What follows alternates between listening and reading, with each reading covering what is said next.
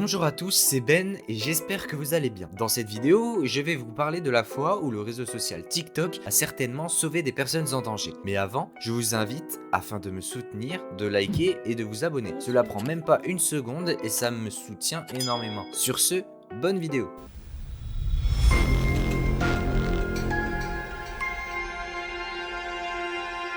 Aujourd'hui, on va parler de la TikTokeuse brocéliande qui comptabilise aujourd'hui plus de 10 000 abonnés, postant généralement des mini courts-métrages sur son compte. Mais le 15 avril 2024, elle poste cette vidéo. Cher Président, j'ai appris une nouvelle que j'aimerais vous partager. Cher Président, vous qui avez annoncé faire de la lutte contre les violences faites aux femmes votre priorité, j'ai l'honneur de vous annoncer que ma mère a perdu son procès. Il y a un peu plus d'un an, ma sœur m'a appelé pour me dire que ma mère s'était fait agresser en bas de chez nous par son ex-compagnon. Après des mois à craindre la séparation, elle a finalement trouvé le courage de le faire. Et lui, après des mois à la supplier de revenir, il a vu que ça ne marchait pas. Alors un soir, il a attendu caché toute la nuit en bas de chez nous, et alors qu'elle rentrait d'une fête entre amis, il l'a agressée. Cher Président, cette nuit-là, il ne l'a pas seulement agressée, il lui a fait une promesse. Cher Président, il lui a promis que si elle ne revenait pas, il la tuerait. Elle, et peut-être même ses enfants. Ça vous surprend? Pas nous. Cet homme est violent, colérique, obsessionnel, alcoolique, possède de nombreuses armes à feu et un casier judiciaire.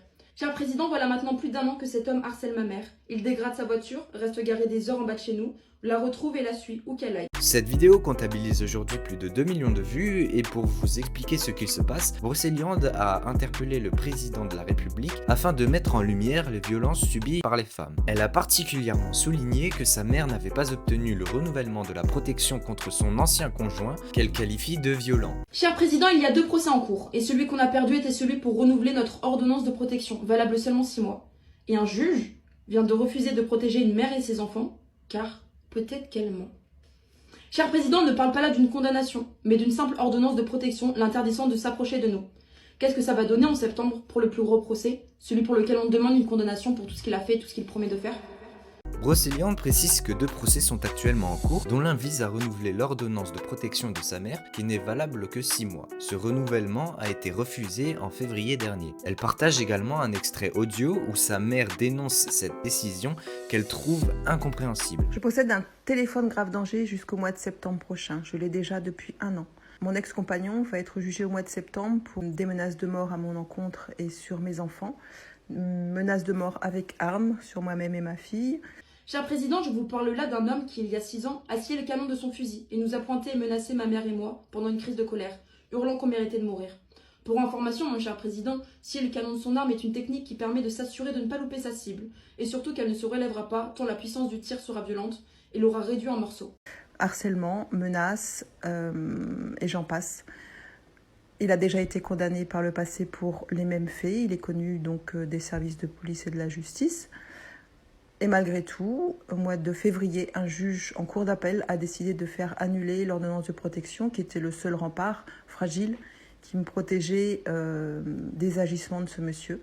Donc c'est incompréhensible pour tout le monde, pour le parquet, pour mon avocate, pour moi, pour France Victime.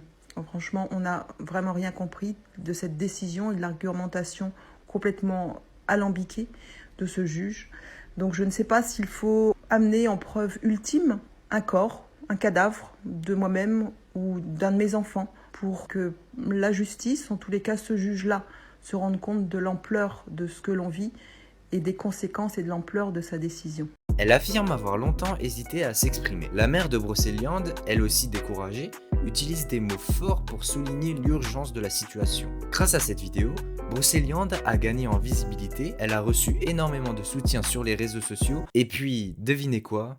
Il réouvre l'enquête. On a été contacté du coup par le ministère de l'Intérieur qui a été saisi de l'affaire et donc qui eux ont saisi à leur tour le parquet de la ville dans laquelle ma mère se trouve pour la recevoir à nouveau et relancer toutes les auditions. Elle doit tout redire, tout ce qui s'est passé et faire de nouvelles donc dépositions qui peut-être cette fois-ci vont être prises au sérieux. En tous les cas, il y a eu du mouvement et ça, c'est tout grâce à vous. C'est tout grâce à vous.